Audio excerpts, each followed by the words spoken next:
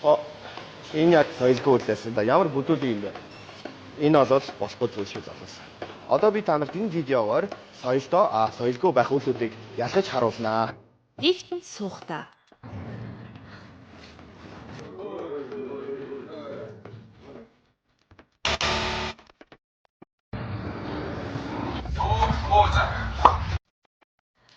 хогоо хаяхдаа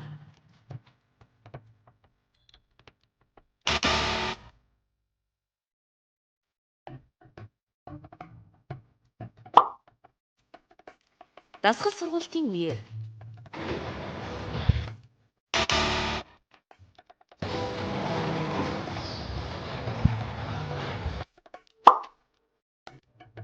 олон нийтийн газар алхахдаа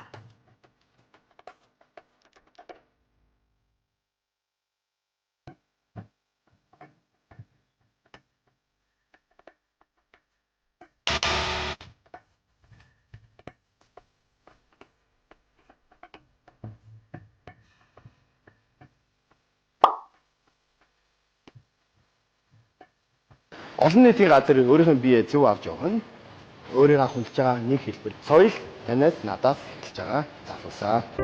Соёл танаас эхлэн